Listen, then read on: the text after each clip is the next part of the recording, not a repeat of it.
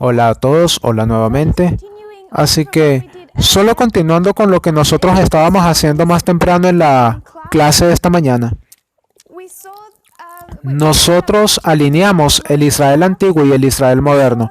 Nosotros vimos que en el caso del Israel antiguo, ellos salieron de Egipto y realmente podrían haber terminado su obra en aquel entonces, podrían haber entrado en la Canaán, podrían haber sido fieles a Dios, podrían haber tenido al Mesías en ese periodo de tiempo, podrían haber hecho la obra que se les había sido asignada, pero ellos piden por un rey, siguen coqueteando con la idolatría, no se separan de las naciones que les rodean de la forma en que se suponían que debían de haber hecho y no están en la condición apropiada para terminar esa obra. Así que aquí no pueden terminar esa obra. Después del éxodo de Egipto, después que se van de Babilonia, ellos podrían haber reconstruido el templo, podrían haber sido una luz para el mundo, difundir el conocimiento del verdadero Dios, pero no lo hicieron. Ellos prefirieron encerrarse dentro de sus propios muros y en ese tiempo tampoco estaban en las condiciones correctas para terminar la obra. Entonces, podrían haber hecho el trabajo aquí, pero fallaron nuevamente para estar en las condiciones correctas para hacer esa obra. Así que llegando a este tiempo, Dios va a cortar una piedra de aquella montaña, Él va a levantar a un pueblo, iniciando con los 12 discípulos para hacer esa obra, para cumplir con la función del Israel antiguo. Él hace esto al levantar un mensajero, Juan el Bautista, y luego a través de la obra de Cristo y su enseñanza por parábolas. Entonces, cuando nosotros llegamos al Israel moderno, vemos exactamente el mismo patrón, y no quiero repetir esto en detalle debido al tiempo, pero les daré las referencias. Salieron de este periodo de tiempo de 1260, Dios levantó un mensajero, William Miller. Él era quien se suponía los debía sacar esta vez del protestantismo apóstata caído, y en ese periodo de tiempo podrían haber completado la obra asignada a ellos, podrían haber llevado el conocimiento de Dios al mundo y Cristo podría haber vuelto, podría haber sucedido en la segunda venida. Elena White nos dice que sí. Solo voy a dar las referencias.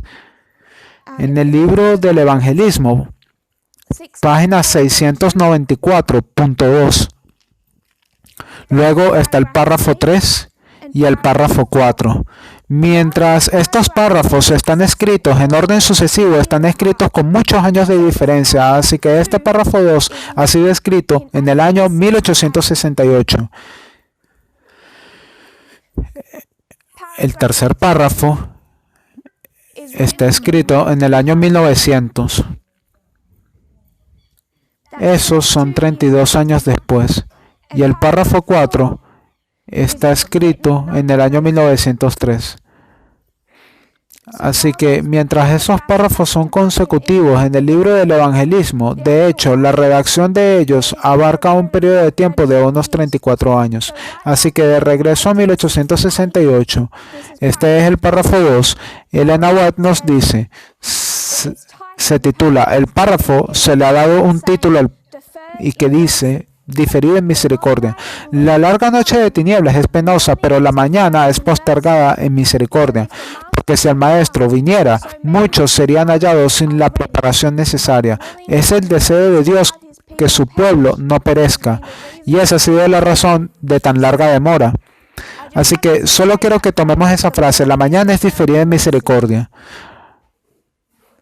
Realmente se divide en dos partes. La mañana es diferida, o se podría decir retrasada, por misericordia. Así que queremos definir cuáles son esos dos puntos. ¿Qué significan? Y ella hace eso en las próximas dos frases de esa oración. La mañana es retrasada en misericordia. La mañana se retrasa porque ¿qué es la mañana? ¿Qué es lo que la mañana se atrasa? ¿Qué significa eso? Significa la venida del Maestro.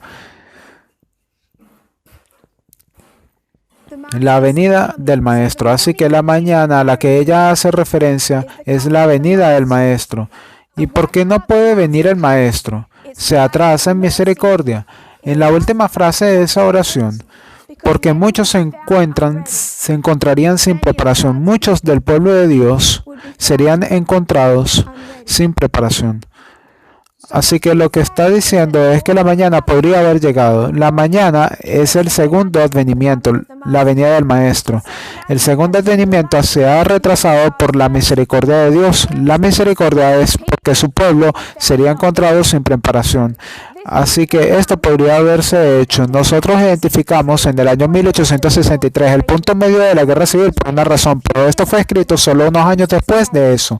En el año 1868, ella dice que Cristo pudo haber vuelto, pero no lo hizo, que Él retrasó la llamada o que Él retrasó su venida debido a la condición de su pueblo. Así que aquí, a medida que salen de Egipto, ellos entran en Canaán, podrían haber estado preparados para su primer advenimiento, pero habrían sido encontrados sin preparación. Israel habría sido encontrado sin preparación. Así que el adventismo, cuando ves el periodo de tiempo justo después de 1844, ellos podían haber cumplido su función y Cristo podía haber vuelto y el segundo advenimiento sucedido, pero es retrasado porque su pueblo no estaba preparado. Entonces tenemos el periodo de tiempo en Babilonia. Esto se suponía que debía de curarlos de su idolatría y eso fue más o menos exitoso, pero no completo. No fue una historia de éxito total. Medio fracaso y medio éxito. Así que también nosotros encontramos que hay un periodo de tiempo después de la historia milerita cuando la obra estaba establecida para ser completada. ¿Y cuál fue esa historia? Esa fue la historia del año de 1888. Elena White dice que ahora estamos en el fuerte pregón del tercer ángel. Tienen leyes dominicales siendo instituidas en los Estados Unidos. El mundo externo se está preparando para las escenas finales. El movimiento está siendo establecido. Allí está el fuerte clamor ocurriendo. El mensaje de la justicia por la fe de John C. Waggoner y el trabajo podía haberse completado en aquel entonces. Y por eso va a decir de nuevo en el párrafo 3 de la página 694 del libro del Evangelismo, escrito en el año 1900, la obra podría haberse terminado. Cristo habría venido ya a la tierra y los santos habrían recibido su bienvenida a la ciudad de Dios. Así que en el año 1900 ella dice de nuevo que Cristo habría venido en aquel entonces. Pero el problema es su pueblo. Ella lo repite en el año 1903 en el tercer párrafo. Si el pueblo de Dios hubiese obedecido su palabra, hoy estarían en la Canaán celestial. Así que aquí la obra podría haberse completado. Aquí la obra podría haberse completado. Las dos veces eran una historia de fracaso del pueblo de Dios. Cuando llegas al final, nos encontramos en una historia de éxito. Y hemos hablado bastante anteriormente sobre la historia alfa y la historia omega, la historia de fracaso y la historia de éxito, y también identificando que hay fracaso, fracaso y éxito final, al final. Así que solo quería que recordásemos eso. Y ahora, mientras miramos hacia la historia de los 144,000, vamos a entender la naturaleza de esa historia al comprender el fin del Israel antiguo y también entender cómo esta iglesia comenzó, lo que estaba sucediendo tanto internamente como Dios levantaba a William Miller y comenzó a enseñar particularmente las profecías, pero también lo que está ocurriendo externamente en aquella historia. Eso nos puede enseñar sobre lo que está sucediendo externamente hoy en día. Así que voy a leer un poco, espero que no les importe en esta sesión. Será bastante lectura, porque lo que quiero que hagamos es entender qué está pasando externamente dentro del protestantismo justo antes de 1798 y luego de 1798 hasta el año 1844. Tengo otra cita aquí que iba a darles de todas maneras, pero no gastaremos mucho tiempo en ella. Es Fe y Obras, página 83.1 en inglés. Fe y Obra 81.3. 83.1, perdón. Aquí ella está hablando de la condición del adventismo, a la que ella hace referencia como la condición laodicense, y ella va a citar del capítulo 3 de Apocalipsis, el mensaje a la Odisea. Dice aquí que aquí está representado por personas que se enorgullecen de su posición de, su- de conocimiento y superioridad espirituales. Así que cuando se nos dice que somos ricos y tienen muchos bienes, ¿en que ellos creen que son ricos? Conocimiento espiritual y ventajas. Tenemos los escritos de los profetas, tenemos los escritos de nuestro profeta, Moisés.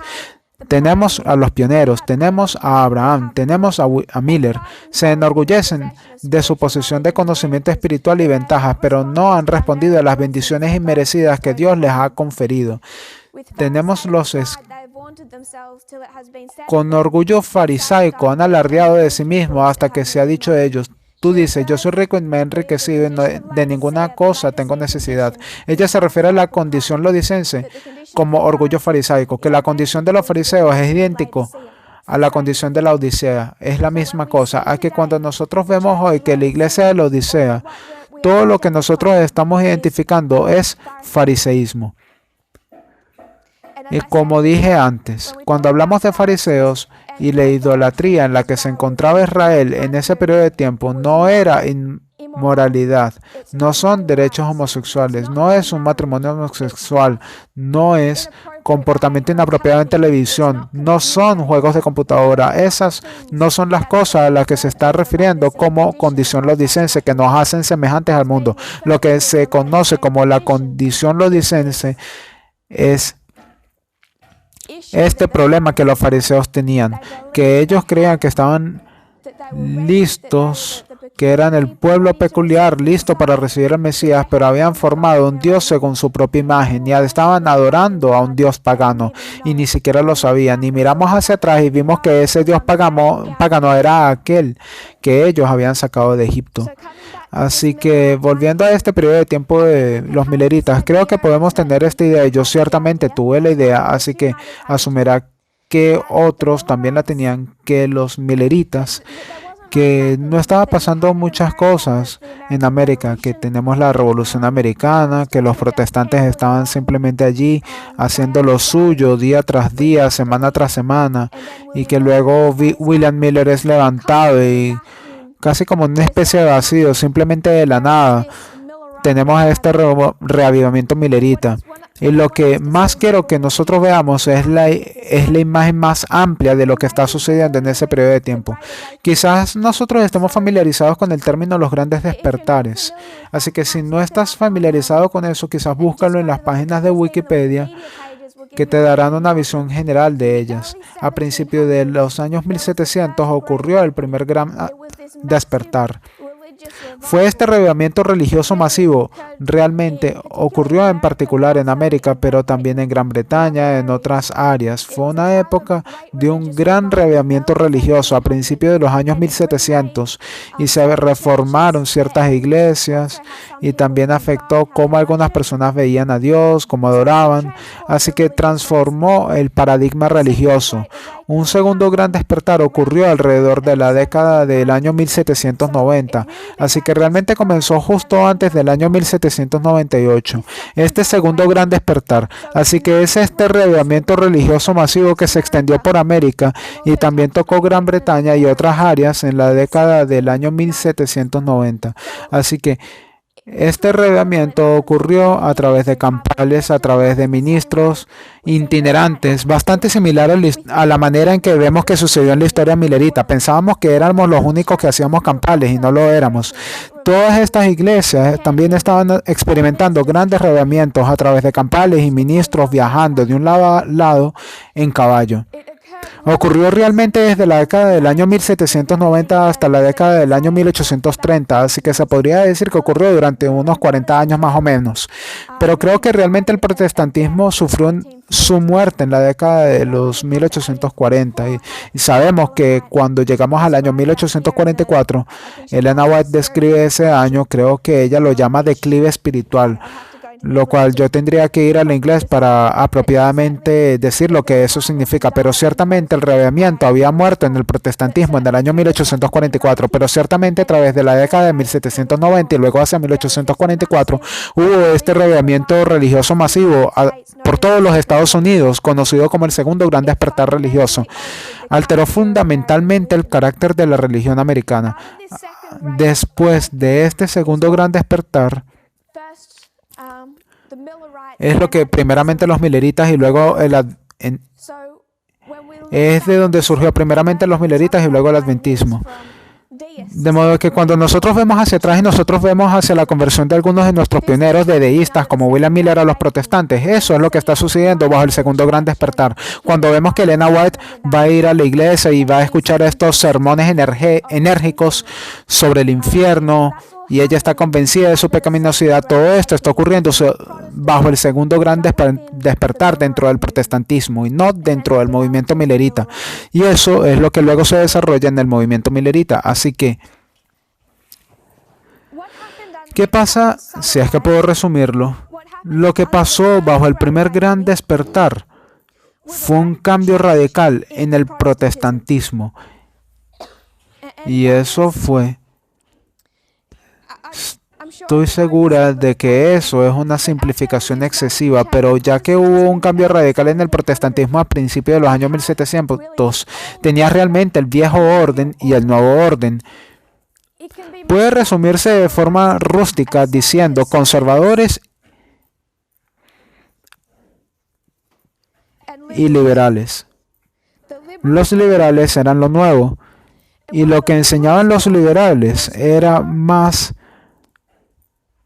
en función de leer la Biblia y entenderla por nosotros mismos. Así que para los conservadores tendrías a estas personas de edad avanzada en América que muchas de las personas admirarían e irían a ellos y verían hacia ellos como los guías morales de los Estados Unidos. Ellos exigían un alto grado de respeto, que la gente iría a estos ministros protestantes para definir la palabra de Dios por ellos. Y es en este primer gran despertar a principios de los años 1700 donde tú tienes el fortalecimiento de este protestantismo de tipo liberal. Y no es liberal en la forma en que se vestirían o cualquiera de esas cosas, pero lo que esa rama del protestantismo estaba fomentando era: ¿por qué nosotros necesitamos a estos hombres para definir la palabra de Dios por nosotros o para contarnos sobre nuestra condición espiritual? Nosotros podemos hablar con Dios directamente, podemos entender directamente. También estaba conectado con la Revolución Americana a través de estos conceptos del republicanismo y la libertad, de independencia, por lo que aquellos problemas externos políticos sobre libertad e independencia estaban impactando directamente en la forma en que operaban las iglesias protestantes. Y los ministros de edad avanzada o los mismos ministros conservadores, ellos estaban luchando contra esto. Así que se crearon estas dos facciones en guerra dentro del protestantismo, donde los ministros de edad avanzada vieron esto como una señal de falta de respeto, que habían perdido su estatus en la sociedad o que estaban perdiendo su estatus en la sociedad. Incluso si no hubieran perdido mucho, podrían ver que eso venía y tenían miedo. Así que comenzaron a luchar contra esto. Lo que ellos vieron fue demasiado liberalismo, que ellos estaban yendo muy lejos. Así que en realidad son estos dos lados y esto está conectado con los eventos externos, porque tienes a la Revolución Americana, tienes la Constitución, la idea sobre la libertad individual y la libertad, y luego el debate dentro de la iglesia sobre cómo eso nos hace ver como iglesia. Así que eso es lo que sucedió realmente desde el primer gran despertar y se fue amalgamando a medida que llegas al año 1798. No era algo que se calmó, era algo que se estaba amalgamando realmente. Y luego, cuando nosotros llegamos al segundo gran despertar, en ese gran reavivamiento religioso que se extendió por toda América, tienes dos iglesias que salieron de eso, dos movimientos y luego dos iglesias, paralelos, como hermanos gemelos. Solo quiero divergir un momento y no mencionaré eso por causa de tiempo, pero tienes el mormonismo bajo el liderazgo de Joseph Smith y a los milleritas bajo el liderazgo de William Miller. Así que el mormonismo y los milleritas. No eran los dos nuevos, la gente diría, las nuevas denominaciones que surgieron bajo el segundo gran despertar, que eran los dos productos del segundo gran despertar. Las otras iglesias quizás hayan realizado ciertos cambios menores, aunque habrían crecido y luego se habrían reducido, cambiaron algunas de sus perspectivas, pero estas fueron las dos denominaciones que salieron directamente del segundo gran despertar.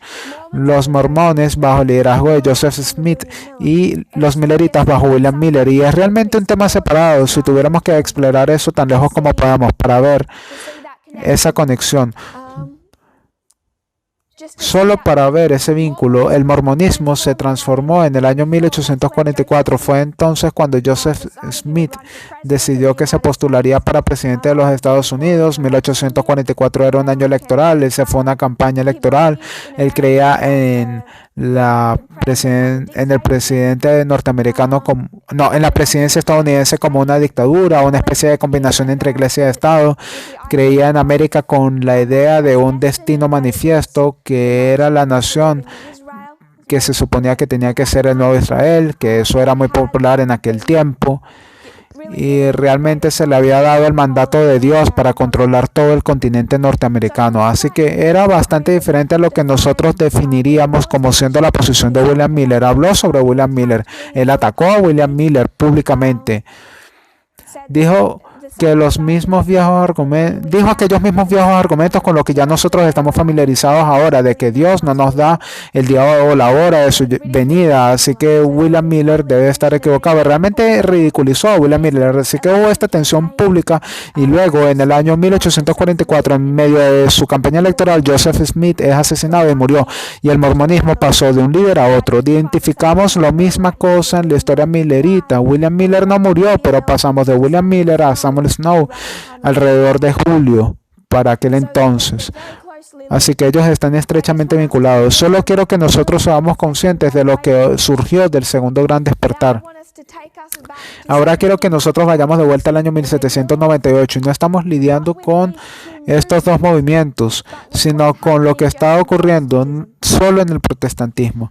Voy a leer de una tesis de maestría realizada por una mujer llamada Rachel A. Snell de la Universidad de New Hampshire. Así que ella está escribiendo su tesis de maestría para la universidad sobre el estado del protestantismo en el año 1798. Y ella va a volver a esta lucha entre conservadores y liberales bajo un contexto en específico, una historia en específico que sucedió en 1798, alrededor de la cual todo lo demás es realmente está dando el trasfondo del objetivo de ella. Ella va a hablar sobre un hombre específico llamado Jedediah Morse, que era realmente lo que tú puedes llegar a considerar como el líder de la facción conservadora. Jedediah Morse. Su hijo, Samuel Morse, es de donde nosotros obtenemos el código Morse, que inventó todo el sistema de código Morse. Este es su padre, Jedediah Morse. Él era un ministro conservador fuerte, uno de la vieja rama que vio que estaban siendo irrespetados y que estaban perdiendo su lugar en la sociedad como líderes. Así que cuando ella dice Nueva Inglaterra, ella se refiere a esa parte de los Estados Unidos. Ella dice mucho Nueva Inglaterra. Voy a leer de su tesis. Generaciones antes de la Revolución Americana, los nuevos ingleses mantuvieron la importancia de una relación cooperativa entre religión y gobierno, entre la virtud pública del gobierno y los deberes públicos. Junto con el republicanismo y el liberalismo, estos crearon una mezcla volátil en el clero de Nueva Inglaterra. En la nueva interpretación del clero de Nueva Inglaterra sobre el estado de la virtud en la sociedad americana, el aumento de la infidelidad y la irreligión significaba que las fuerzas del mal estaban ganando. Este giro de los eventos era particularmente crítico para los hombres que se entretuvieron en los sueños de crear un nuevo Israel en la nación norteamericana.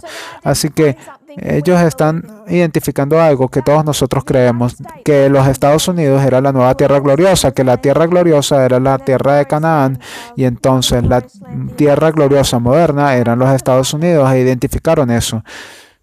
Y existe esta tensión porque siempre han querido mantener esta cooperación entre la religión y el gobierno, virtud pública, religión, deberes públicos, gobierno. Ahora, como tú tienes este periodo de tiempo de la revolución, del republicanismo, del liberalismo, lo que se conoce como el experimento republicano, porque inclusive ni siquiera se había demostrado que siquiera funcionara una forma de democracia. Esto crea un ambiente bastante tenso. Ellos creían en el milerianismo, que se acercaban los 1000 años, y esta doctrina desempeñó un papel importante en la próxima revolución, en la próxima lucha revolucionaria contra Gran Bretaña. Así que de regreso a la década de 1700, ellos creían que ellos mismos eran del Nuevo Israel. Y este concepto de los próximos años de 1000 paz y prosperidad, esto fue una parte importante en su revolución contra Gran Bretaña. Como resistieron los ministros de Nueva Inglaterra de la era revolucionaria, la tiranía en el nombre de Dios, tenían la libertad como virtud del nuevo Israel norteamericano y proclamó que al compartir estos valores con toda la humanidad, América se convertiría en la sede principal del gobierno terrenal de Cristo. En la sociedad de Nueva Inglaterra era particularmente susceptible a la formación de una conexión entre las esferas religiosas y políticas por varias razones. Entonces ella está hablando de cómo son susceptibles a que la Iglesia y el Estado se unan en varias oportunidades. Influye en el desarrollo del milerianismo, primero los conflictos con Francia, renovado el sentimiento anticatólico en los Estados Unidos y encaja perfectamente con la teoría del milenio. Estas percepciones de una masiva conspiración francesa católica se vinculó directamente a una interpretación apocalíptica de la historia en la que los franceses eran cómplices de los deseos de Satanás de subyugar a los elegidos de Dios en Nueva Inglaterra. Entonces se están viendo estos eventos políticos externos en este marco bastante religioso y dentro de eso se están viendo al papado, la amenaza del papado y están empezando a ver a Francia y creer que Francia y el papado ambas son la herramienta de Satanás para socavar a los Estados Unidos, porque en esa historia hay bastante peligro de que estén a punto de ir a la guerra contra Francia. No van a la guerra contra Francia, pero había una posibilidad de que hubieran ido a la guerra contra Francia hacia finales de la década del año 1790.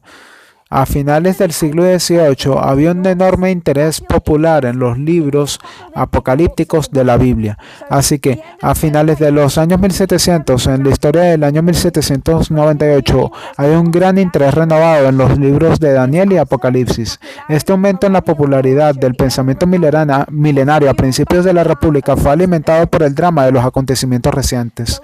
El milerianismo prosperó en eventos dramáticos del clero conservador. El clérigo conservador dirigido por Jedediah Morse creía que la decadencia de la virtud pública, el surgimiento de las creencias evangélicas, que es a lo que ellos llaman la rama liberal, y la política republicana democrática representa la mayor amenaza para su sociedad. Así que ellos tienen un problema con la moralidad y yo solo quiero que nosotros recordemos eso aquí, solamente para que lo tengan en su mente. ¿Qué es lo que nosotros decimos que sucedió antes de 1989 con la mayoría moral? Y Jerry Falwell. Así que ya nosotros estamos familiarizados con este concepto de un reavivamiento dentro del protestantismo y el miedo a la pérdida de la moralidad dentro de los Estados Unidos y la creencia de que eso conduciría a la pérdida de una influencia de estos viejos líderes y también el declive de los Estados Unidos, cómo iría a recibir el juicio de Dios por causa de la inmoralidad. Y eso fue la misma cosa que Jedediah Morse estaba predicando en la historia del año 1798. Durante la historia de la década de 1790, el oeste de Massachusetts y todo Connecticut se mantuvo dominado por congregacionalistas ortodoxos, por los conservadores, que superaron significativamente en número a los liberales.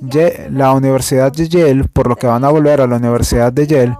De hecho, estas universidades van a desempeñar un papel clave en esta historia. Ubicada en el antiguo territorio calvinista de Connecticut, era un bastión del viejo calvinismo ortodoxo. Timothy Dawes, Timothy Dwight fue presidente desde 1795 hasta su muerte en 1817 y él sería un aliado crucial de Jedediah Morse.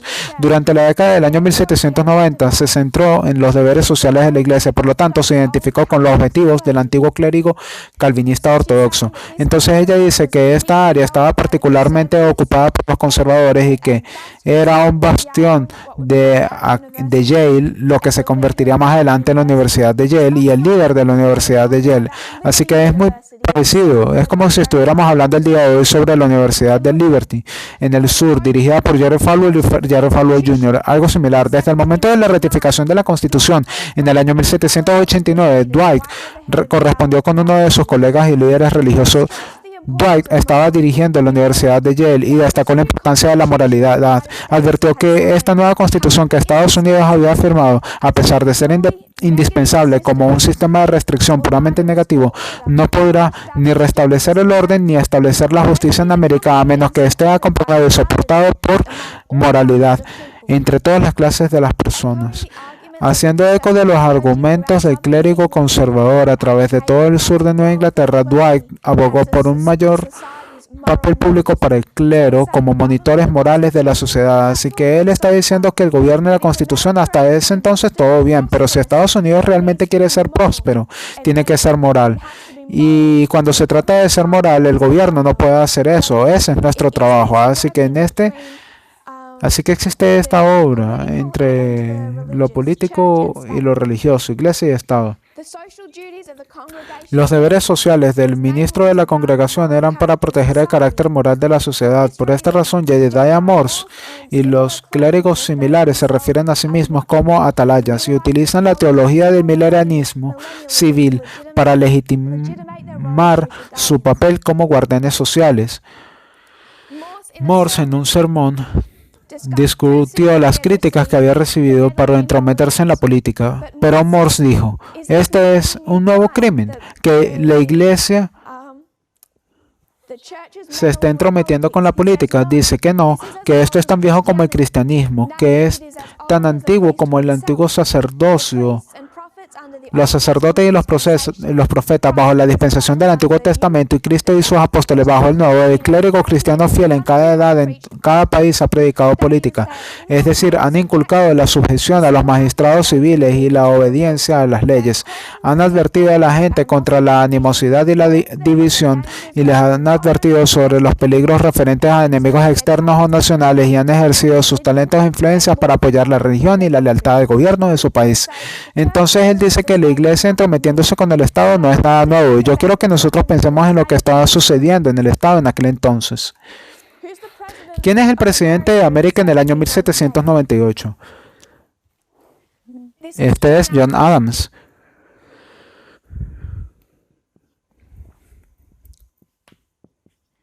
John Adams fue el presidente de la historia que abarca hasta 1798. Nosotros vamos a ver que hay una amenaza para esa presidencia. Hay elecciones en el año 1800. Pronto habrá elecciones americanas y todo esto, todo lo que le está diciendo sobre interferir en la política es debido a Jedediah Morse y que éste apoya a John Adams. Y sin entrar a profundidad en la historia de John Adams, me gustaría sugerir que si estuviéramos vivos en aquel entonces tendríamos fuertes desacuerdos con él. John Adams era, solamente para dar una pista, en el año 1798 su administración instituyó las leyes de extranjería y sedición, que encarcelaba a cualquiera que criticara al gobierno en publicaciones escritas o en periódicos o a través del periodismo o en cualquier forma de discurso público. Y luego también la parte inmigratoria. Él no era un presidente democrático, así que Jedediah Morse apoya a John Adams y en realidad mantienen un diálogo estrecho entre ellos, y Jedediah Morse mantuvo una estrecha relación con los miembros de su administración. Solo quiero poner ese contexto allí. Cuando se habla de trabajar con el Estado es porque tiene a alguien, un presidente y un partido político que favorece. Además, el clero congregacional americano El clero congregacional americano, los conservadores, encontraron la noción de separación entre iglesia y Estado como algo inconcebible. La teología puritana enfatizaba la relación íntima entre iglesia y el Estado, particularmente en la doctrina influyente del milenarismo civil. Acostumbrado a su papel habitual y estimulado por una mayor acción de las ideologías de la Revolución Americana, el clérigo esperaba asumir un mayor papel en la sociedad estadounidense postrevolucionaria.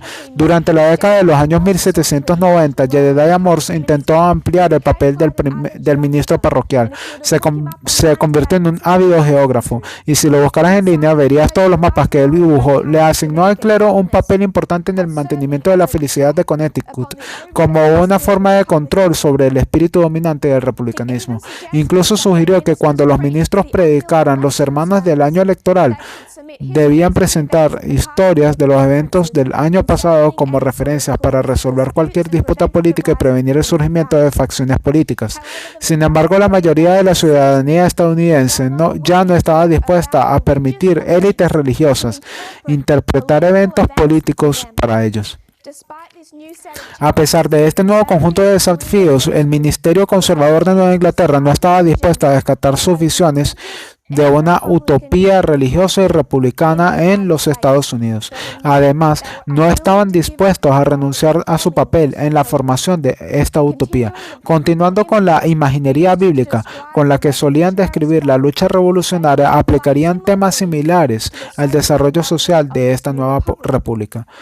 Habiendo visto las maravillas divinas contra el faraón y cómo debieron de tomar rápidamente las armas para derrocar a Egipto, Faraón siendo y Egipto siendo Gran Bretaña, los nuevos ingleses sabían los peligros del experimento con la democracia ahora en el desierto, dependían de nada más que de su propia moralidad.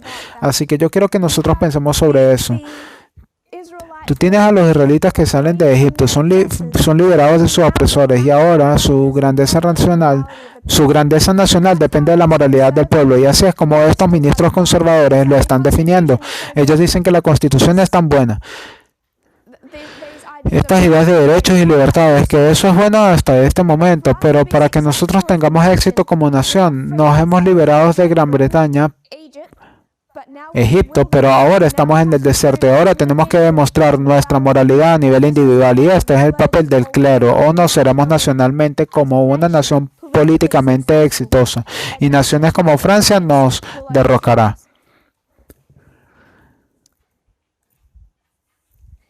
Solo quiero que recordemos que este era el mismo pensamiento que llevaron a través de esta historia, pero vemos que eso lo llevan hasta la Guerra Civil Americana, porque en primer lugar, si esto es, si van a decir que Israel fue liberado de Egipto y entró en la Tierra Prometida, ¿qué fue lo que hizo Israel contra los habitantes de la Tierra Prometida? Pasarlos por espada, removerlos. Así que, ¿qué era este gran Estados Unidos? Estos peregrinos, ¿qué era lo que ellos iban a hacer contra los indios americanos? Removerlos, matarlos, echarlos a un lado, pasarlos bajo espada. Esto formaba parte de su ideología, de su rol, y luego Israel entran en Canaán y que tienen esclavitud institucionalizada, así que ¿qué es lo que Dios espera del nuevo Israel? Esclavitud institucionalizada. Así es como ellos interpretaban al antiguo Israel, definirse a sí mismo, no utilizando muy buenos métodos de enseñanza por parábolas. Si estás familiarizado con cómo nosotros hemos abordado el término dispensacionalismo para explicar todo esto, esto es exactamente la misma lógica que ellos están utilizando en aquel entonces para decir que el éxito de los Estados Unidos como república depende de la moralidad del pueblo. Esta nueva sociedad, como la veían, no reflejaba la virtud que el clero conservador quería ver en la sociedad. Tenían un miedo sobre el destino de la sociedad, tanto en el sentido religioso como político, porque los dos estaban vinculados, así como de sus propios temores personales sobre perder su influencia, y eso fue lo que los hindúes buscaron una solución. Esto creó una asociación entre los federalistas y el clero conservador, aunque nunca oficial. Inauguró una campaña entre el clero conservador, con Jedediah Morse como su líder de facto, Y esta era la relación entre Jedediah Morse liderando esta facción conservadora y apoyando la administración de John Adams. Dije anteriormente que cuando quieres hablar sobre la democracia, él no era un buen presidente. En 1798, John Adams, hablamos brevemente, mencionamos sobre su tratamiento respecto a la libertad de expresión, sobre la libertad de prensa, del periodismo y también sobre los derechos de las minorías y de los inmigrantes en los Estados Unidos.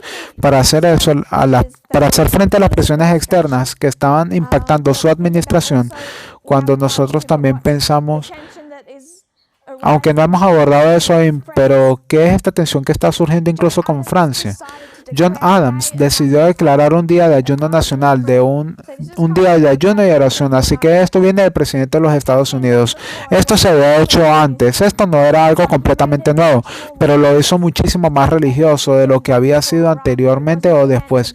Nunca fue destinado a ser el evento religioso al que llegó a ser. El lenguaje de la proclamación del día de ayuno claramente declara sus intenciones religiosas y la preocupación compartida con los líderes políticos y sociales de su región de origen, la región conservadora, sobre la decadencia de la virtud pública. Citando a John Adams, en este gran día, todas nuestras numerosas ofensas contra el Dios Altísimo, confiésenselos ante Él con un arrepentimiento sincero, implorad por su indulgente misericordia a través del gran mediador y redentor por nuestras transgresiones pasadas, y orar para que por la gracia de su Santo Espíritu podamos estar dispuestos y capacitados para rendir a la obediencia más adecuada a sus justos mandamientos a tiempo. Así que Él está directamente vinculando la moralidad de la nación como una cura o solución para los problemas políticos que su administración está enfrentando. Para muchos en Estados Unidos, declarar tales días de ayuno con intenciones religiosas era inaceptable en una nueva república.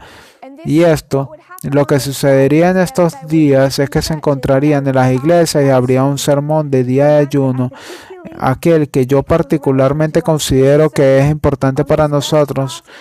Es aquel sermón del primer día de ayuno y oración del día 9 de mayo de 1798, donde Jedediah Morse toma el púlpito y él hace unas afirmaciones interesantes.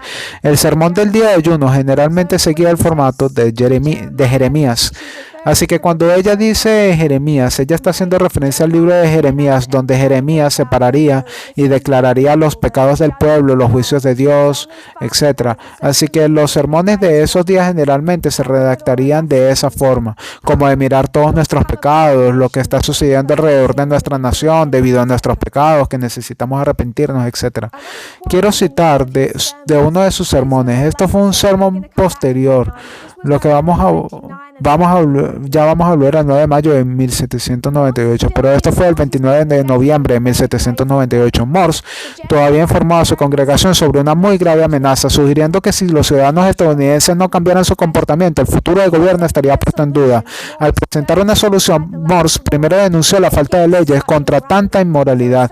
Así que él está diciendo que no hay leyes instituidas por el Estado para corregir la moralidad de las personas, citándole: muchas de nuestras leyes, de hecho, contra el vicio y la inmoralidad, esos particularmente contra la maledicencia profana, libertinaje, juegos y quebrantamiento del sábado, están sobre una letra muerta. Entonces él dice que nosotros tenemos leyes para cumplir la moralidad en los Estados Unidos. Se refiere a las leyes dominicales como una, pero también leyes contra el lenguaje, profanación, diferentes tipos de vicio e inmoralidad, la bebida, etc. Tenemos todas esas leyes en el Estado, pero son una letra muerta que no están siendo cumplidas de forma correcta. El gobierno no está haciendo cumplir la moralidad pública.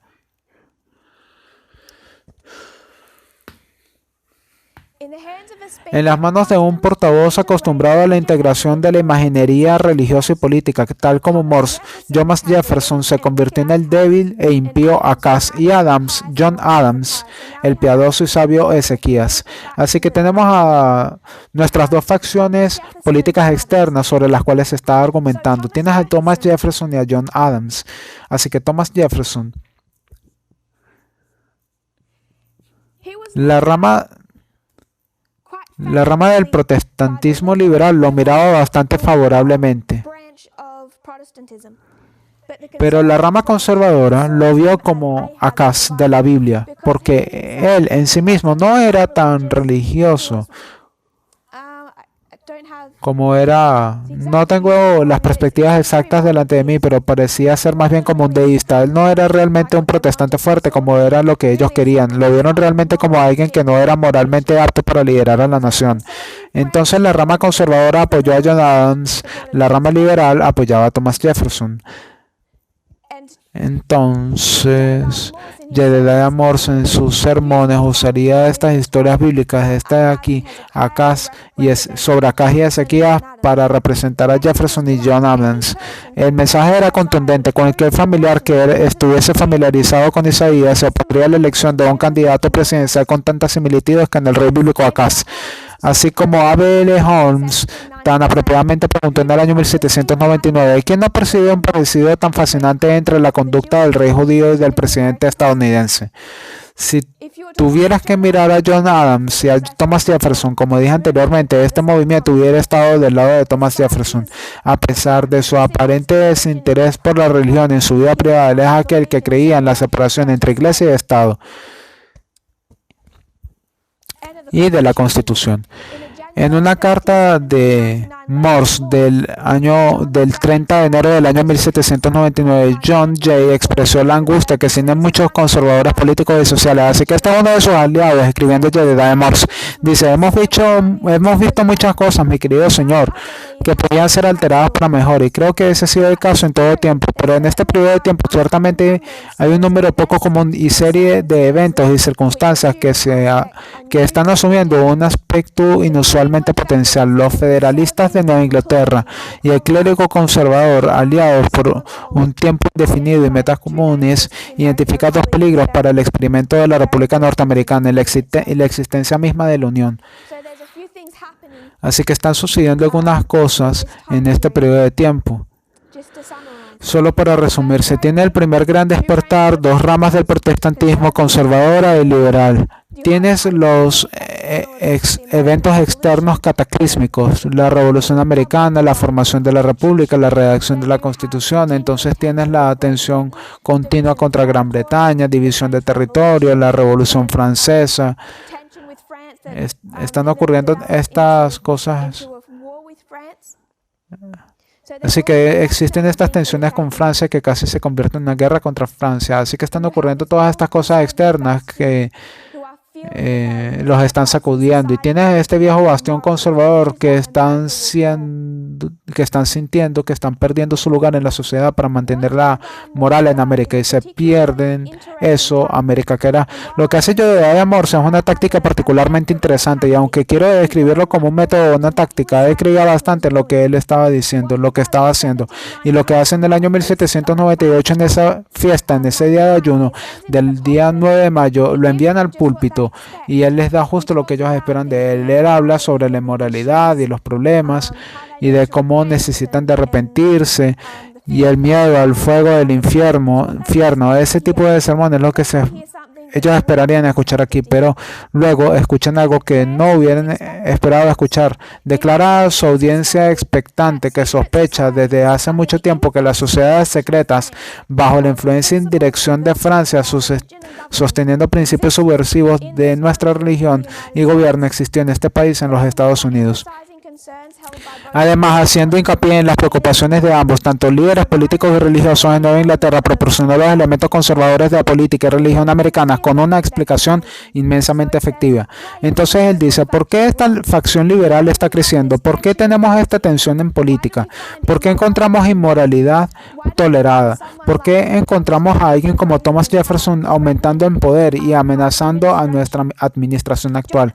John Adams estaba listo para la reelección, solo había cumplido un término, se postula para la reelección hacia el año 1800.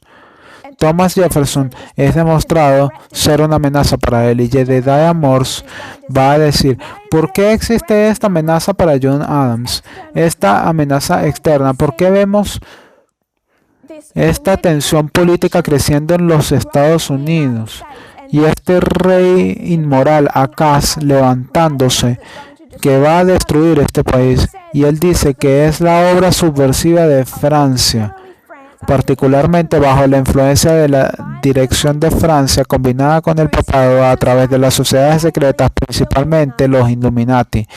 Los Illuminati de Baviera combinó las amenazas presentadas por los franceses y la creciente corriente evangélica, principalmente la creciente fracción liberal en uno, y formó un enemigo nuevo que los ciudadanos de Nueva Inglaterra en particular podrían identificar como el enemigo final. Así que ellos están diciendo que hay fuerzas profundas obrando contra John Adams y que la facción política conservadora, y él va a decir la facción religiosa conservadora, y él va a decir que Thomas Jefferson y aquellos que lo apoyan, no solo políticamente, sino también la facción liberal del protestantismo, está bajo el control de los Illuminatis bávaros.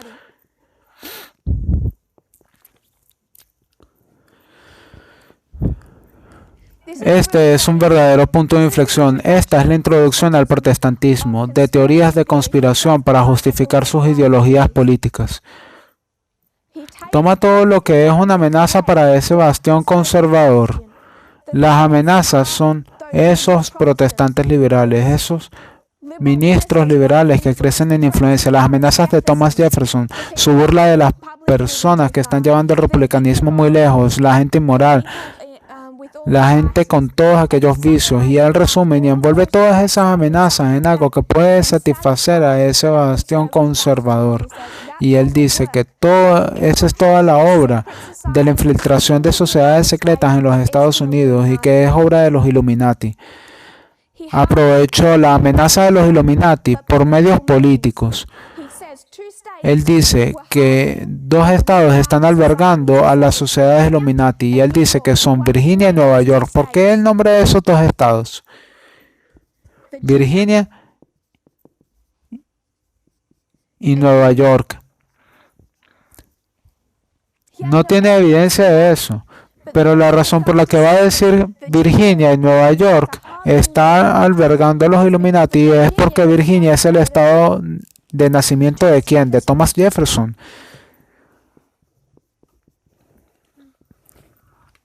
Virginia era el estado natal de Thomas Jefferson y Nueva York era el estado natal de otro hombre que se había convertido recientemente en el enemigo de John Adams, escribiendo una carta muy dura en el que criticó implacablemente a John Adams. Nueva York era el estado de nacimiento de Alexander Hamilton.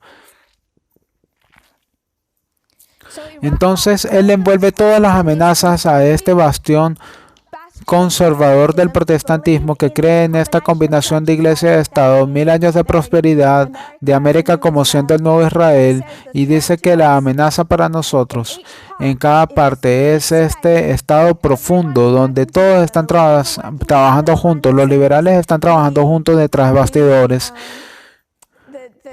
Thomas Jefferson, Alexander Hamilton están trabajando juntos detrás de escena, y es el trabajo de potencias extranjeras para controlarnos y conectar eso con el papado. Francia, el papado, él cree que está unido. Y lo que están haciendo a través de los Illuminati. Esto creó una tormenta. Y él hace esto en mayo de 1798. Repite que es más fuerte hacia fines de 1798, cuando John Adams proclama otro día de ayuno y tiene otro sermón, y luego se vuelve más radical en este punto de vista. Y para el año 1799 él es solo aún más fuerte en su lenguaje. Así que yo no quiero entrar en todos los detalles por causa del tiempo, pero él afirmó tener una carta de un hombre en particular en Inglaterra quien tenía la capacidad de confirmar si los Illuminati siguen activos o no en América. Así que hay 2 hombres ahora. Jedediah Morse se está liderando de esta rama conservadora y está particularmente concentrado en Yale. Pero hay una otra rama, y yo creo que en realidad se centra en Harvard. Así que tú tienes estas 2 universidades clave. La Universidad de Yale, conservadora, y creo que es la Universidad de Harvard, la representante de la rama liberal del protestantismo. Y esta rama liberal estaba realmente encabezada por un ministro conocido como William Bentley. Y estaba muy bien pensado. Él Fue muy bien educado, se convirtió en un miembro de esa rama liberal del congregacionalismo. Él era decididamente liberal, compartía su púlpito con predicadores de otro sexo, así que para que no solo creyesen lo que hacía, sino que, al igual que él, todavía los dejaba hablar. No albergaba ambiciones políticas. Él daría clases particulares a los estudiantes prometedores y usaría su propio salario para apoyar a los miembros más pobres de su congregación. 2 veces Thomas Jefferson le ofreció un puesto destacado, así que de nuevo William Bentley, realmente este lado liberal, con Thomas Jefferson, Jedediah Morse y John Adams, y Thomas Jefferson le ofreció a William Bentley posiciones bastante destacadas 2 veces, y las 2 veces William Bentley las rechazó. Él era la antítesis de Jedediah Morse, eran polos opuestos. Con sus antecedentes y conexiones, era lógico que Bentley desafiara la presentación de Morse sobre la amenaza de los Illuminati de Baviera, ya conectada con los periódicos de la región de Bentley. Utilizó la columna del periódico para desacreditar la teoría de Morse y una teoría de conspiración efectuada por los Illuminati bávaros. En una de sus primeras denuncias sobre los Illuminati bávaros, Bentley no expresó sentimientos severos hacia el clérigo, que creía que había sido engañado por causa de la ignorancia y el clima cultural de aquella época. A principios del año 1799, publicó bajo el seudónimo Cornelius un panfleto titulado Extractos de las pruebas de conspiración del profesor Robinson, con breves reflexiones que documentaron las diversas inconsistencias de los argumentos ilógicos que se han utilizado para construir esa ideología Illuminati. Citando a William Bentley, pero en este orden los hombres se entrometen. Quienes han estudiado su Biblia en este orden significa aquellos que están aferrándose a esa teoría de la conspiración. Habrá hombres que hayan estudiado su Biblia, no a la humanidad para quien fue escrita, que sabe más de sus opiniones que de dogmas, que de historia e investigación. Bentley creía que el clero sufría una influencia indebida de individuos inescrupulosos y ambiciosos y de su propia ignorancia e intolerancia personal.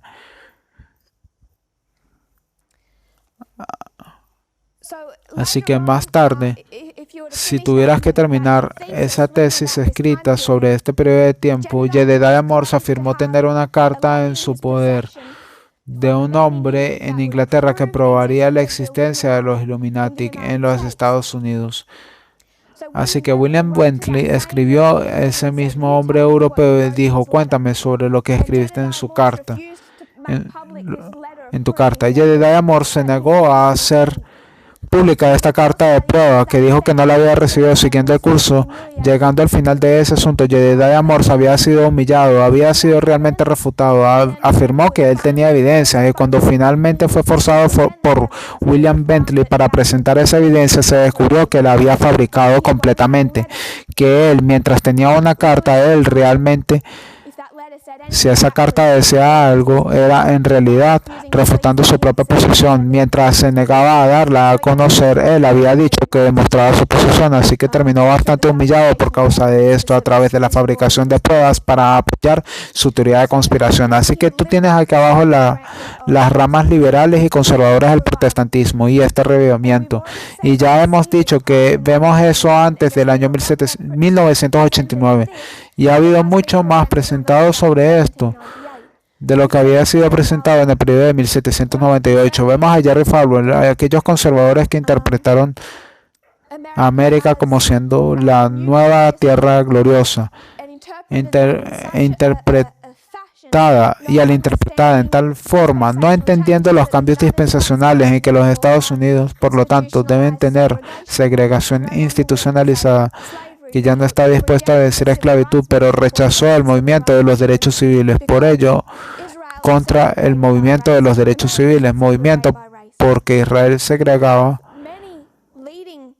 por raza. América debe segregar por raza. Así que tiene muchos protestantes destacados en ese periodo de tiempo apoyando el movimiento de los derechos civiles. Así que de nuevo tú tienes una división aquí atrás y ves que incluso ahora hay muchas iglesias de mayoría negra lideradas por negros en los Estados Unidos que no apoyan a Donald Trump. Hay esta división dentro del protestantismo. No todo el protestantismo apoya a Donald Trump. Hay esa división, pero es la facción conservadora que se ha identificado a sí misma con Donald Trump como presidente. Pero comenzaron justo aquí con Reagan, aquí con John Adams, y tienen una táctica particular para defender sus puntos de vista políticos, y esas son las teorías de conspiración. Fue la teoría de conspiración en el año 1798 y fueron las teorías de conspiración las que también se llevaron a cabo a través de esta historia con el protestantismo conservador del día de hoy.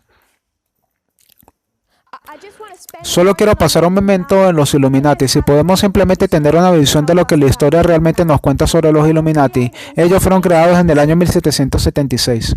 Así que si nosotros tuviéramos que ver una iglesia católica en la época del oscurantismo, 1773, ¿qué es lo que ocurre? Abolen a los jesuitas. Ellos van a caer como iglesia. Ellos abolieron a los jesuitas porque han perdido mucho poder político. Y todo esto está sucediendo bajo... Hay una palabra para ello. La ilustración. Así que si pensaras a lo que nosotros hacemos referencia como siendo la ilustración, ¿por qué nosotros le llamamos el oscurantismo? La verdad había sido suprimida, la luz había sido suprimida. Pero no era solo la verdad como la verdad bíblica, también como cualquier tipo de ciencia o medicina o cualquier cosa que pareciera desafiar las opiniones de la Iglesia Católica sobre el mundo y nuestro lugar en él y nuestro lugar en el universo fue atacado. Y cualquiera que hizo eso fue perseguido. Por ejemplo, la idea de que la Tierra giraba en torno al Sol en lugar del Sol girar alrededor de la Tierra. Cualquier tipo de cambio, ya sea político o científico o cualquier versión de las ciencias que desafiara la perspectiva de la Iglesia Católica, realmente era aplastado. Así que lo que sucedió en la ilustración es que el oscurantismo comenzó a disminuir porque la gente comenzó a avanzar. Realmente están yendo mucho más allá de ese obstáculo. Ya no quieren más a la Iglesia Católica, ya no quieren más que la Iglesia Católica les impida de tener luz, no solo en la Biblia, sino también en estas otras ciencias. Y es a partir de esa ilustración que tú encuentras a los Illuminati. Está formado por un hombre que era un jesuita. Él era un jesuita, profesor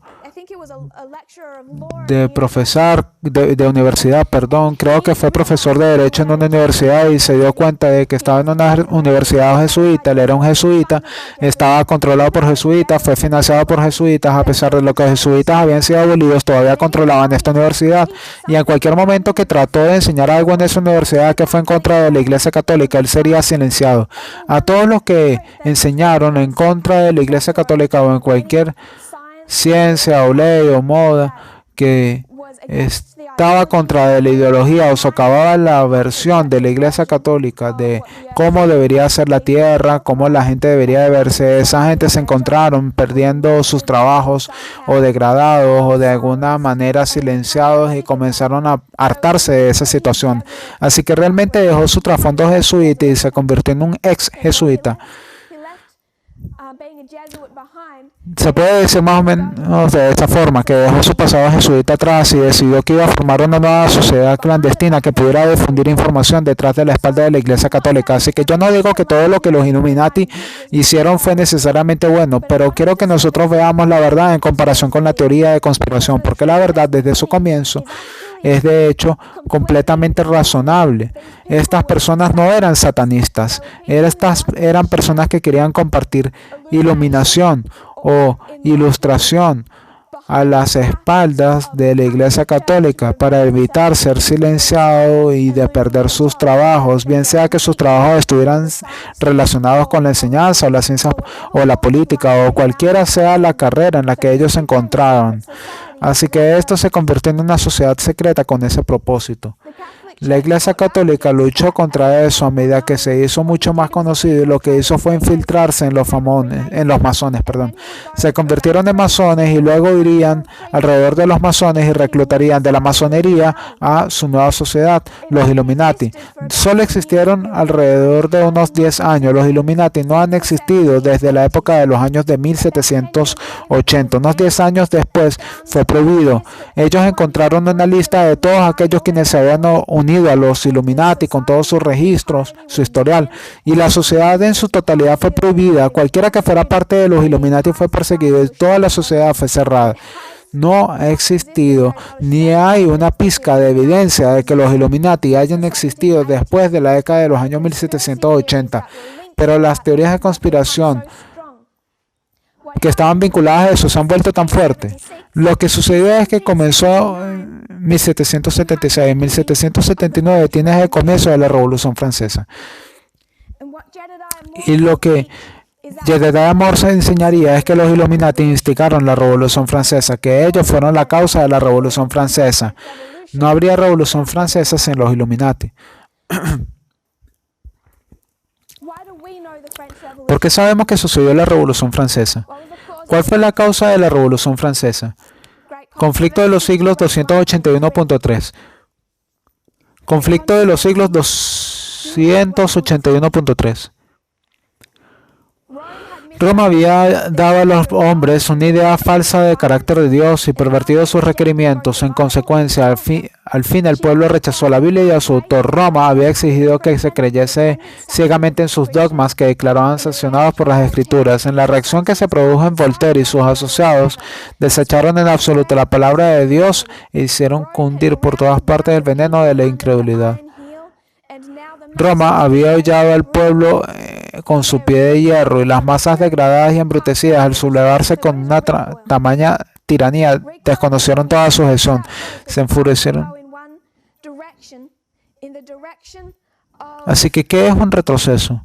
El retroceso es cuando tú estiras esa cuerda lo más lejos hasta que llegas a esa dirección en la dirección de la tiranía. Y luego cuando esa soga se suelta, ¿qué es lo que pasa? Va a retroceder y va a ir lejos hacia la otra dirección. Así que cuando ellos se encuentran degradados y brutalizados por Roma durante los 1260 años, cuando ellos retroceden de esa tiranía, cuando encuentran su libertad, desconocieron toda sujeción. Se enfurecieron al ver que por mucho tiempo habían aceptado descarados embustes y rechazaron la verdad. Y juntamente con la mentira, y confundiendo la libertad con el libertinaje, los esclavos del vicio se regocijaron con una libertad imaginaria. Así que aquí es donde deberías estar. Ellos han sido tomados por la Iglesia Católica por un largo periodo de tiempo de tiranía. Cuando se corta esa cuerda ya no vuelven a una posición equilibrada. Ellos retroceden, ellos van mucho más allá. Ellos rechazan las dos cosas juntas, tanto la verdad como la mentira. Esa fue la causa de la Revolución Francesa. Puedes ir a todos los escritos de Elena White. Ella nunca dirá eso de que los Illuminati instigaron la Revolución Francesa. ¿Por qué? Porque no lo hicieron. Esta es la introducción de una teoría de conspiración para justificar los eventos externos con que los padres fundadores, a quienes los Illuminati controlaron, títeres del anticristo. ¿Encontrarás eso acaso en los escritos de Elena White? No. Entonces, ¿por qué nosotros lo creemos? ¿Por qué los adventistas del séptimo día conservadores creen en los Illuminati? Ahora bien, los adventistas del séptimo día conservadores dirían, tenemos a William Miller y nuestros pioneros. ¿Acaso Miller y los pioneros se preocupaban por los Illuminati? No. ¿Qué dijeron sobre los padres fundadores? Esto fue algo positivo, ¿no fue así? ¿Qué fue lo que ellos dijeron sobre la Revolución Francesa? Lo mismo que dijo Elena White. Así que, ¿por qué nosotros creemos en eso? Tenemos el mismo problema que la nación judía. hemos formado la idea de un Dios, de su carácter, y dentro de eso es más amplio de lo que quizás tú llegues a pensar. También es como nosotros vemos los eventos externos y el funcionamiento de la gran controversia. Hemos moldeado todo eso en la imagen, en la idolatría que nosotros hemos tomado del protestantismo, que se suponía que nosotros debíamos de dejar atrás. ¿Por qué tenemos tantas teorías de conspiración? ¿Por qué tenemos tantas personas que no se quieren vacunar? Elena White incluso fue vacunada. ¿Por qué tenemos personas que no se vacunan? Porque esa es la posición sostenida por el protestantismo. Elena White vivió en la época de la vacunación. Ella nunca dijo que era algo incorrecto. Ella incluso fue y se vacunó. Las personas que sostienen estas posiciones son las mismas que se ven aquí atrás y dicen, nosotros nos aferramos a los escritos de nuestro profeta, tal como los fariseos dijeron, nosotros nos aferramos a los escritos de Moisés, pero nuestro profeta nunca habla de los Illuminati, ella nunca habla de las sociedades secretas, ni siquiera en ese contexto. Quiero que nosotros veamos un par de citas donde Elena White habla sobre las sociedades secretas.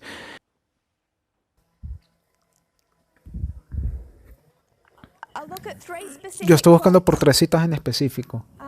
La primera de ellas se encuentra en Spalding and McGann. Spalding and McGann 28.1.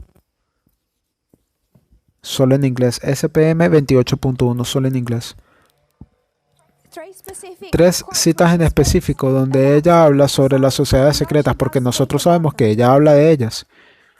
Pero deja que el elemento sureño les llegue la palabra de una naturaleza tal que levante su excitable disposición y toda la causa de la verdad sufrirá, y el gran campo misionero quedará cerrado. Así que la guerra civil estadounidense ha ocurrido, los esclavos han sido liberados, ha habido la emancipación. Y lo que Elena White está identificando es que existe esta oportunidad de oro para conseguir misioneros en el sur, para educar y enseñar a los esclavos libres sobre el Evangelio. Esto es el nuevo campo misionero. Pero ella dice, sean advertidos que se instruyen a esta clase tan oprimida que el cumplimiento del sábado no requiere que trabajen el domingo. Así que teme que si estos misioneros van al sur y dicen a esos esclavos que no deben o que ellos deben de trabajar el domingo para demostrar su fe, si ellos hacen esto, los poderes de la población blanca que son transgresores de la ley de Dios vendrán sobre ellos y llegaremos a ver el campo misionero cerrado. Enfrentaremos tal persecución. La comunidad negra en el sur enfrentará tal persecución por no estar adorando el domingo que encontraremos nuestra oportunidad de oro para llegar a ellos cerrada.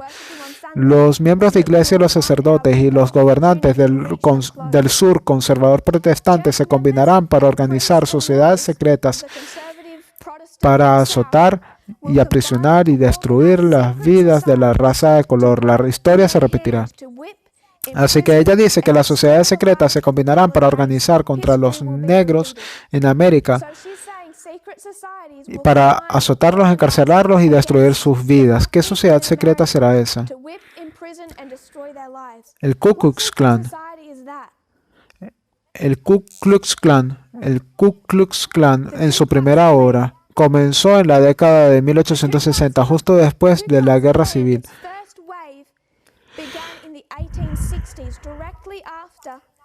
El primer clan floreció en el sur de los Estados Unidos a finales de 1860 durante la Reconstrucción. Luego se extinguió a principios de la década de 1870. Se volvió nuevamente popular durante el periodo de tiempo de la Primera Guerra Mundial.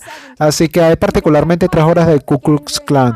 1860 al 70, el primer periodo de la Primera Guerra Mundial, y luego la tercera ola en la época del movimiento de los derechos civiles. Así que entre la primera y la segunda ola hay otras sociedades secretas que fueron formadas, la Liga Blanca, las Camisas Rojas y también miles de veteranos confederados organizados en lo que se llamaban en aquel entonces clubes de fusileros. Así que hay otras sociedades secretas entre la primera y la segunda ola de Ku Klux Klan para hacer esa obra. Solo para dar una estadística, en las elecciones presidenciales de noviembre de 1868, esta es la primera elección presidencial donde la comunidad negra se había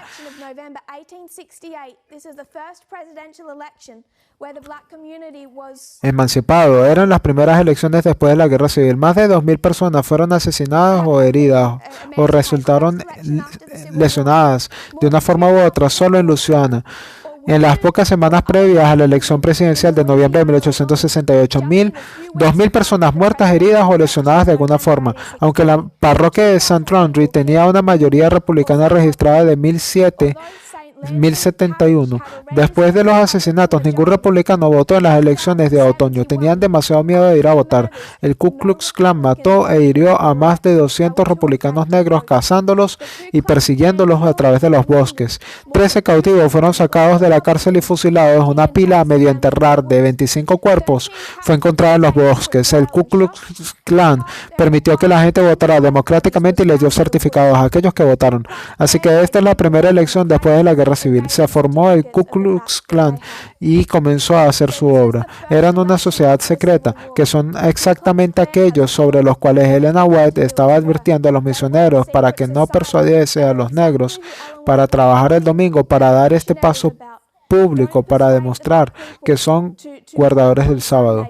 Si haces eso, perderás tu campo misionero, la puerta se te cerrará y estas sociedades los perseguirán en esa medida. Esta persecución no fue solamente contra las personas negras. Si tú fueses una persona blanca y quisieses ir hacia esas comunidades para enseñar, ellos te amenazarían de muerte o te matarían. Y por lo que cada vía para ayudar a la comunidad negra fue controlada y enfrentada con persecución por parte de esta sociedad secreta. Así que esta era la primera cita a la cual yo quería ver. Ella se referiría a una sociedad secreta en ese contexto. Así que cuando nosotros pensamos en el Ku Klux Klan, ¿cuán secretos eran ellos? Conocemos el Ku Klux Klan existió porque viste acaso un par de políticos en un escenario intercambiando señales secretas con las manos. O porque viste algún documento y pensaste que había algunos números extraños que podías sumar a través del documento. ¿Cuán secreta era la existencia de esta sociedad? ¿O es que qué era lo que ellos intentaban hacer? No era tan secreto. Los miembros individuales se esconderían detrás de disfraces aterradores, pero a menudo se identificarían solamente por el sonido de sus voces en sus comunidades locales. La gente sabía quién comenzó el Ku Klux Klan, sabían quién eran los líderes del clan, no era un secreto tan bien guardado. Miembros individuales podrían haber tenido algo de anonimato, pero la existencia de esta sociedad secreta no era tan secreto. El propósito de esta sociedad era absolutamente ningún secreto. Y los líderes de esta sociedad no eran secretos. Así que cuando escuchas esa frase de una sociedad secreta, ¿qué es lo que es particularmente secreto? Quizás en algunas de sus reuniones no se te permita entrar con una cámara de video. Hay un cierto nivel de secreto que ellos tienen, pero no es la forma en la que nosotros nos referimos a las sociedades secretas hoy cuando nosotros vemos hacia los Illuminati y buscamos evidencia de que ellos incluso existan en este momento, lo cual no existe ninguno.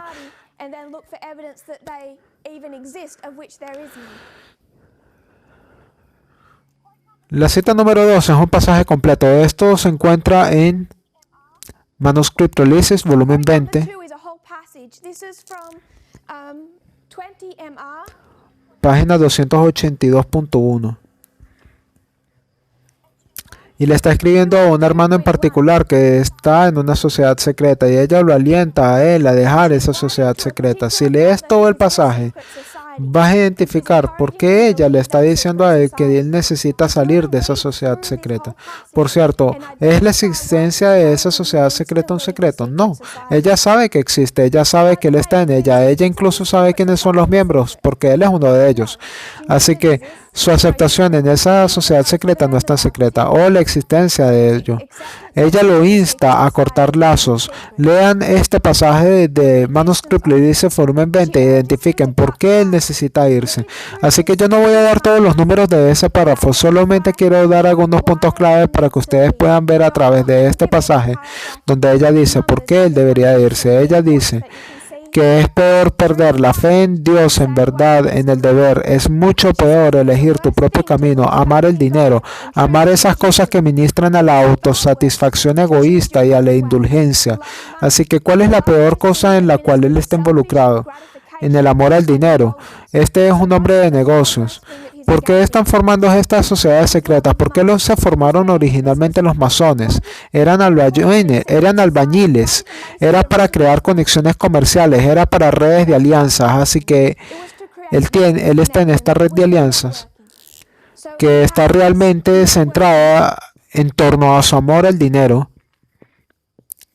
Y eso es lo que lo está alejando de Dios. ¿Podría ser un hijo de Dios y heredero del cielo encontrado en esa sociedad? Así que, ¿cuál es el problema? Es la compañía que él está guardando. Si tú fueras a un bar para establecer redes de alianza, estarías rodeado de una experiencia similar. ¿Podría ser un hijo de Dios y heredero del cielo ser encontrado en tal sociedad? Los hombres que beben vino preparan el camino para un exceso adicional. El devoto del tabaco adora a un ídolo. ¿Cuál es el problema con su sociedad secreta? Él está entrando en él para establecer redes de alianza en torno a su amor por el dinero, y él está rodeado de personas que están absortas ¿de qué? ¿De alcohol? ¿Tabaco? Todo el disfrute que puedas tener en esta alegría y conversación de estos hombres te hace no apto para el estudio de las escrituras. Así que en esta sociedad secreta, para establecer contacto con estos empresarios, lo que lo incapacita para desempeñar su rol de estudiar y entender. Los conservadores que tienen Las conversaciones que se tienen con estos hombres no son buenas. El dinero pagado para aumentar sus ingresos es el dinero de Dios pervertido con un uso incorrecto. El impuesto que pagas en tu fiesta sería mucho mejor si fueras puesto en las arcas de Dios para hacer avanzar su causa. Entonces ella le está diciendo que los impuestos que tú pagas para ser parte de esta sociedad es el dinero de Dios, y es un mal uso de tus fondos pagar para ser parte de esta sociedad. Dios te ha dado talentos, tanto en las facultades como en las oportunidades. Debes emplear estas capacidades empeñadas en su servicio. Años están pasando hacia la eternidad. ¿Y qué es lo que tú estás haciendo? ¿Qué estás haciendo? Estás devolviendo a Dios en calidad y en aumento tus talentos para el servicio de Dios. Así que has puesto su talento en las manos de quién. Los talentos se están utilizando para promover su propio negocio, no para mejorar la obra de Dios. Dios te ha designado tu trabajo. No debes de quejarte. Tu negocio temporal no debes dejar que tu negocio temporal te absorba, porque todo esto es sobre tu negocio temporal. Sé que estoy más abajo de la cámara, así que voy a subir un poco hacia aquí. Negocios temporales. Así que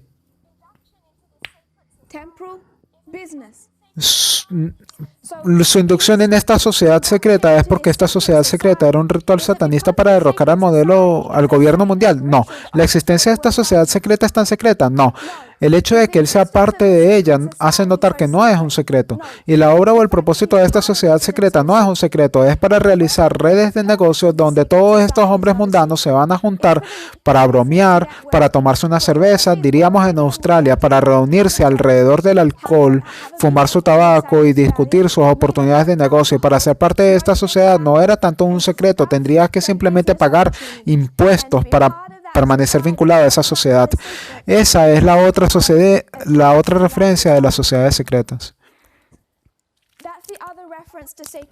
Quería justo antes de cerrar, yo quiero ir a una cita más, otra referencia. Esta es la primera cita. Tendré que ponerlo arriba.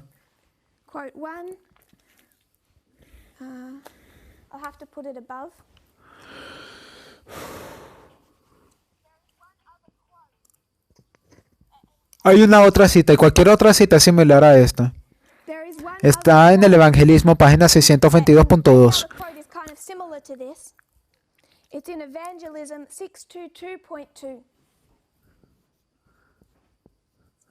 Es titulado Engaños a través de sociedades secretas. El mundo es un teatro. Los actores, sus habitantes, se están preparando para representar su parte en el último gran drama. No hay unidad en las grandes masas humanas, excepto cuando los hombres se confederan para cumplir sus propósitos egoístas. Así que esto está hablando sobre confederaciones, que los hombres se confederarán para lograr sus propósitos.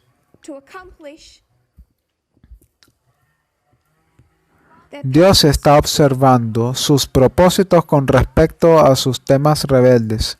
Dios contempla la escena. Se cumplirán sus propósitos con respecto a sus súbditos rebeldes. El mundo no ha sido entregado en las manos de hombres, aunque Dios permita que los elementos de confusión y desorden predominen durante un tiempo. Un poder de abajo está trabajando para desarrollar las últimas grandes escenas del drama. Satanás está viniendo como Cristo y obrando con todo engaño e iniquidad en los que se afilen en las sociedades secretas. Aquellos que ceden a la pasión por confederarse están realizando los planes del enemigo. La causa será seguida por el efecto.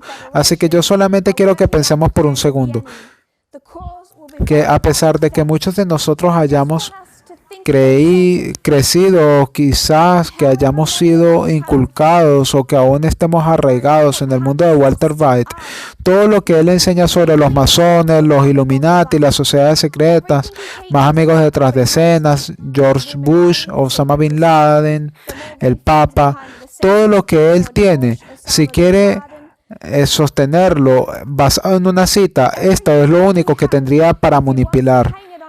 No encontrarás eso justificado en ningún otro lado de la inspiración. Entonces, ¿qué es lo que le está diciendo? ¿Qué es lo que ella está diciendo realmente aquí? ¿Es esta cita suficiente para justificar lo que los adventistas conservadores creen y generalmente enseñan sobre sociedades secretas y cómo funciona el mundo? Así que con 5 minutos para irnos, solamente quiero hacer un punto en esta cita. Ella dice que el mundo es un teatro, que sus actores son habitantes. Dentro de las grandes masas de la humanidad no hay unidad, excepto cuando los hombres se confederan para cumplir sus propósitos egoístas. Así que las personas se confederarán, se reunirán para lograr sus propósitos. Y esto puede suceder en secreto. Así que, ¿qué es a lo que Elena White está haciendo referencia? ¿Cuál es su propósito? ¿Cuál es el propósito al que ella siempre hace referencia? Conflicto de los siglos 573.1. Creo que nos da un contexto de lo que ella quiere decir con propósito. Gran controversia 573.1. En los movimientos que se están realizando actualmente en los Estados Unidos para asegurar el apoyo del Estado a las instituciones y prácticas de la Iglesia, los protestantes están siguiendo las huellas de los papistas. ¿Cuál es el propósito para lo cual ellos se van a confederar? ¿Es para seguir los pasos del papado? Esa es la confederación original. La confederación original se encontraba cuando Constantino. Había una confederación para lograr un propósito. Entonces, ¿habrá confederación en el fin del mundo? Sí. Eso sucede a veces en secreto a través de confederaciones secretas o sociedades secretas. Sí. Y esta es la combinación de qué elementos. Iglesia más Estado. Así que aquí tienes una confederación de Iglesia y Estado. Y quiero marcar quién es el que está difundiendo las ideas sobre la masonería y los Illuminati y el Estado profundo. ¿De dónde vienen todas estas teorías de conspiración? Del protestantismo.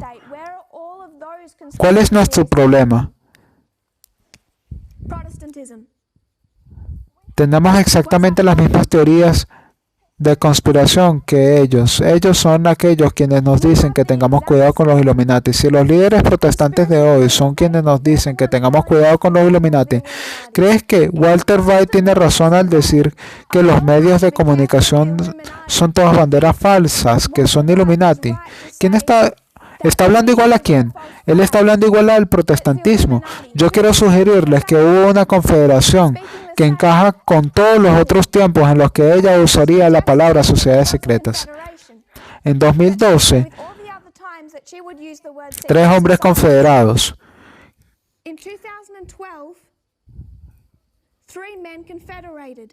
¿Quiénes son esos 3 hombres? Steve Bannon, Stephen Miller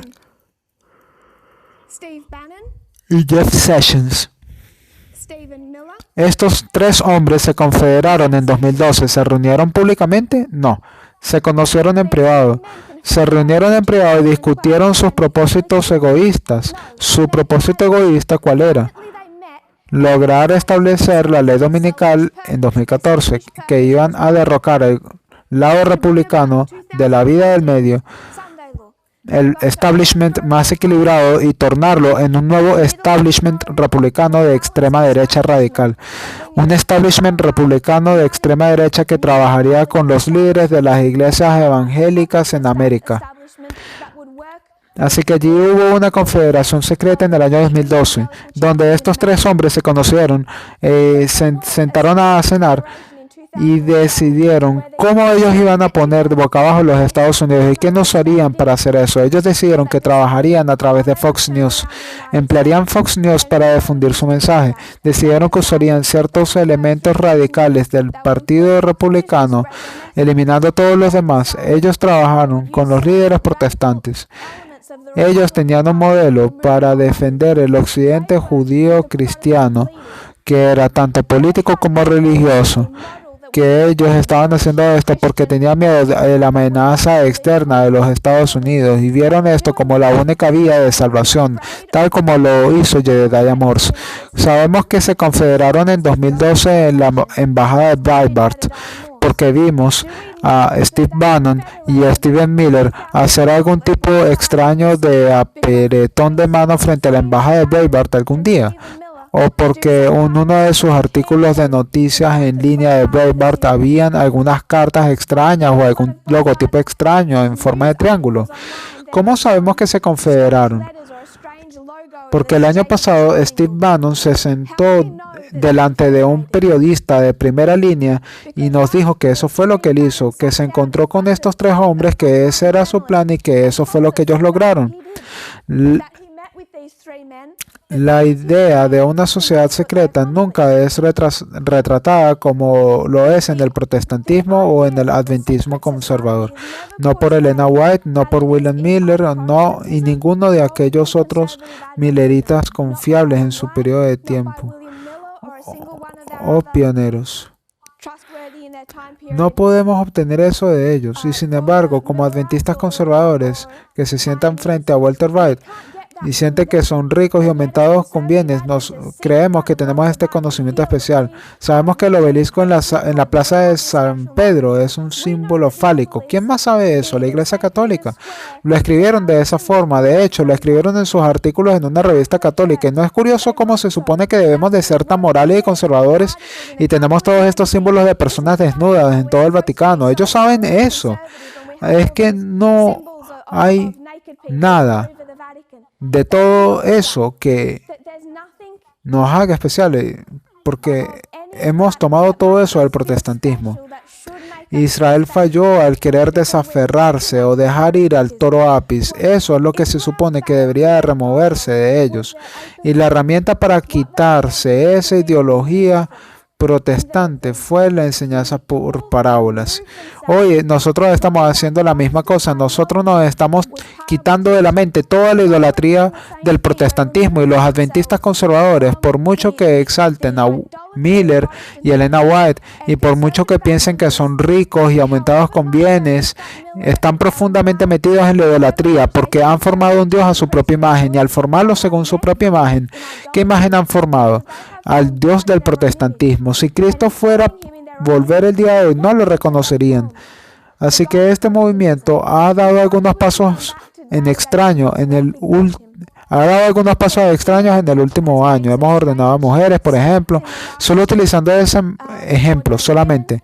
Casi todos en este movimiento provienen de un contexto conservador. Muchos de nosotros viendo a Walter White, cuando ordenamos a las mujeres, ¿por qué lo hicimos? Hicimos eso porque solamente encajaba con nuestra ideología. Estamos tomando medidas que van directamente en contra de lo que sería nuestra inclinación natural. Y la razón por la cual nosotros estamos haciendo eso es porque estamos permitiendo que Dios se defina a sí mismo para decirnos cómo Él es. Hemos dejado de hacer un Dios conforme a nuestra propia imagen. Las parábolas nos cuentan sobre la naturaleza del reino y la naturaleza de nuestro rey. Y cuando nosotros descubrimos que la naturaleza de nuestro rey no se parece a lo que nosotros pensábamos que se vería, no se parece al toro Apis, no se parece a la ideología de Jedediah Morse, Cuando nosotros encontramos que no se parece a lo que nosotros pensábamos que se vería, estamos dejando que se defina a sí mismo y seguimos entonces en los pasos de esa parábola. Ese es el poder de la enseñanza por parábolas y la razón por la cual este movimiento está dando pasos en función de eso. Querían en contra de lo que quizás nosotros pudiéramos pensar que sería la inclinación natural de un adventista conservador. A través de las parábolas, Dios está definiendo la naturaleza del rey, la naturaleza de quién es Él mismo. No lo estamos haciendo por Él, a través de nuestra propia ideología tomada del protestantismo. Así que cerraremos ahora por causa del tiempo. Este estudio aún no está completado. Si nosotros continuásemos con tiempo, quisiera que mirásemos esa cita un poco más lentamente y quiero realmente echar un vistazo a lo que realmente enseña Walter White y de dónde él saca eso, porque hay un revivimiento protestante aquí y se divide dentro del protestantismo. Hay más en esta historia previa a 1989. Tiene que ver más bien con teorías de conspiración y sobre cómo los protestantes comenzaron a enseñar sobre la marca de la bestia. Todos, el 666, todos esos símbolos. Hay en particular una ola de teorías conspirativas dentro del protestantismo aquí que nos permite dar una explicación más completa a Walter White y la mentalidad que él lleva del protestantismo. Podemos hacerlo quizás en algún otro momento, pero no tendremos la oportunidad de hacerlo hoy. Así que resumiré brevemente antes de cerrar. Alineamos el antiguo Israel y el Israel moderno.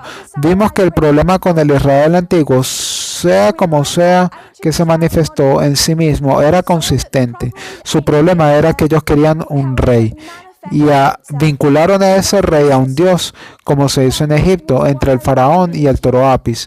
Dios no era suficiente mientras estaba con el juez. Todavía ellos querían esas características del toro Apis representando a su nación. Así que a través de la idolatría, primero el becerro de oro, y luego pidieron por un rey, luego avanzaron en la división de la nación, establecieron un becerro en el norte y el sur. Luego, cuando fueron llevados a Babilonia, ellos continuaron con la misma idolatría. Cuando ellos salen de Babilonia, pierden el ídolo, pero conservan las características del toro Apis.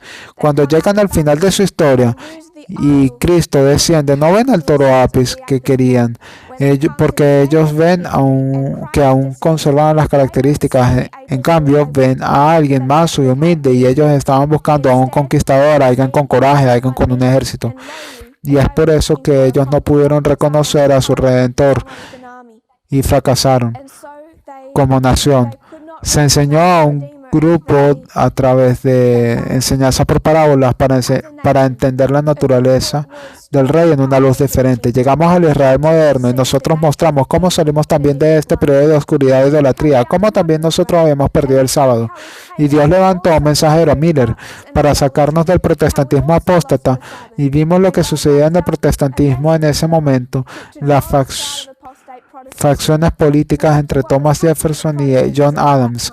Realmente, también dentro de eso ves las dos facciones de protestantismo: los conservadores dirigidos por Jedediah Morse y los liberales liderados por William Bentley. Los liberales apoyaban a Thomas Jefferson.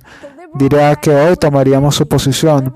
Los de Jedediah Morse apoyarían a John Adams. Los conservadores apoyarían con su ideología con estas teorías de conspiración, particularmente la teoría de conspiración sobre la existencia continua y la infiltración de los Illuminati.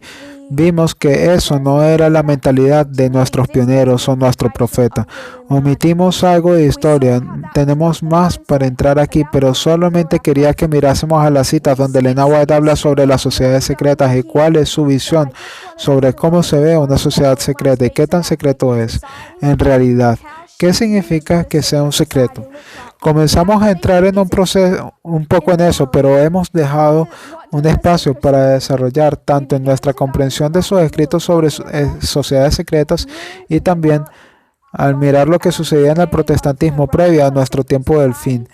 Y eso los llevó a tener teorías de conspiración que nosotros estamos viendo ahora más que nunca en este momento, particularmente en el periodo de tiempo de coronavirus, cuando tú tienes a ministros protestantes que sacan videos sobre las redes 5G y coberturas para el coronavirus, siendo una cobertura para redes 5G, y todo eso realmente viene del protestantismo. Y el adventismo se siente peculiar y especial debido a esos puntos de vista. Y no nos damos cuenta de dónde nosotros lo hemos estado tomando, que es el protestantismo. Si se arrodillan conmigo, cerraremos en oración y completaremos ese tema en otro momento. Querido Padre en el cielo, gracias por tus bendiciones, gracias por la luz del sol, por tu día sábado. Como en todos en el mundo tratando de honrarte en este día y adorarte, ruego, Señor, que bendigas en este momento, que realmente estés con nosotros, que sentamos que estás con nosotros, no a través de alguna experiencia personal, emocional que quizás nosotros podamos tener, sino que podamos, Señor, entender tu carácter y aprendamos a amarlo y a seguirlo para ser cada vez más como tú. Oro, Señor, para que nosotros podamos conocer tu carácter y poderte reivindicar ante un mundo cada vez más caído, que podamos ser una representación precisa de eso ante el mundo. También, por favor, sé con todos aquellos quienes se reunieron en todo el mundo durante este día sábado. Sabemos que para muchos este es un momento difícil por el que están atravesando para vivir. Ponemos a ellos a tu cuidado y mantenimiento para que ellos no se sientan solos y que puedan saber que tienen el amor y el apoyo de hermanos y que todavía los estás cuidando. Oro todo esto en el nombre de Jesús. Amén.